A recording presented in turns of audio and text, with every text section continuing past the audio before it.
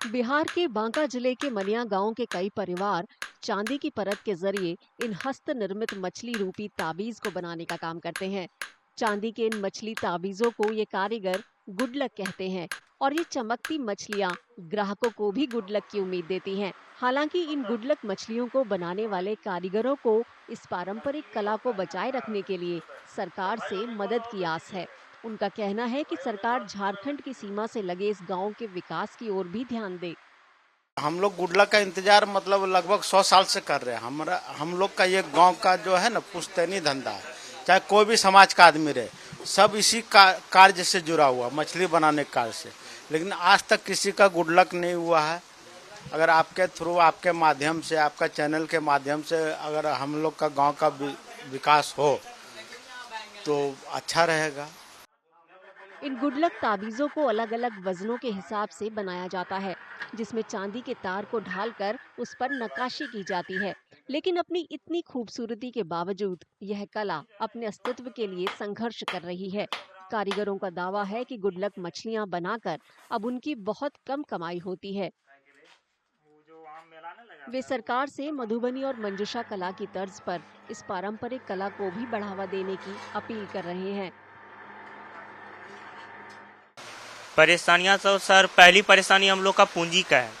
सरकार की ओर से यदि हम लोग को पूंजी मुहैया कराया जाए तो हम लोग को काम करने में आसानी होगा और दूसरे का काम नहीं करना पड़ेगा। अभी ये दूसरे आदमी काम करने के लिए देते हैं, हम लोग काम करके देते हैं। हम लोग को सिर्फ मेकिंग चार्ज मिलता है। मेकिंग चार्ज 1 किलो पे 4000 3000 ऐसी हो। और जो कारीगर है उसको मार्केटिंग स्तर जो है उसको और बढ़ाया जाए। जिस प्रकार बिहार में मधुबनी कला, मंजूषा कला, टिकुली कला, अन्य कला को जिस प्रकार सरकार ध्यान दे रही है, उस प्रकार यदि इसमें ध्यान दिया जाए तो यहाँ का रोजगार यहाँ के लोगों को भी मिलेगा। जो बिहार से पलायन कर रहे हैं लोग, उसमें भी रोकथाम बनेगी और यहाँ के आदमी को घर बैठे रोजगार मिलेगी और सरकार को भी जो है यहाँ से कर के माध्यम से फायदा होगा। लेकिन सरकार जो अनदेखा कर रही है हम लोगों कला को और अन्य कला को जो ज़्यादा दे रही है। जिस प्रकार अनुसंधान केंद्र कई खोला गया है, मखाना मंजूषा पे, मधुबनी पेंटिंग पे, उस तरह का चांदी हस्तकला पे भी अनुसंधान केंद्र हमारे गांव में खुलना चाहिए। हालांकि बिहार सरकार ने पहले कुछ मदद जरूर की थी, लेकिन कारीगरों का कहना है कि वे इससे संतुष्ट नहीं हैं।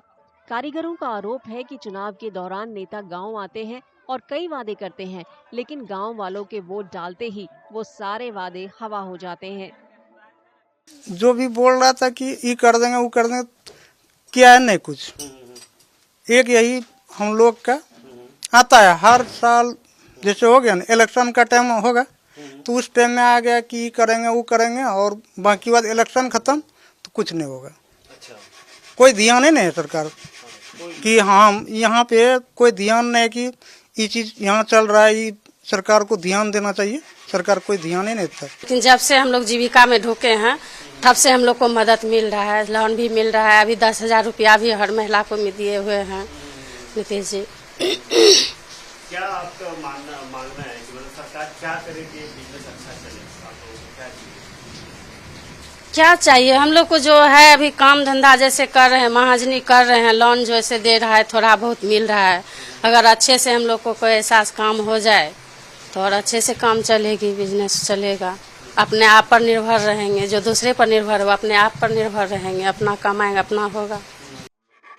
वोकल फॉर लोकल के दौर में मनिया के कारीगरों को उम्मीद है कि अगर सरकार स्थानीय कला पर ध्यान केंद्रित करेगी तो उनके अच्छे दिन जरूर आएंगे।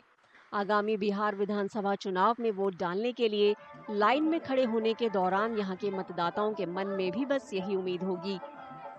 बांका में 11 नवंबर को मतदान होना है। वोटों की गिनती 14 नवंबर को होगी।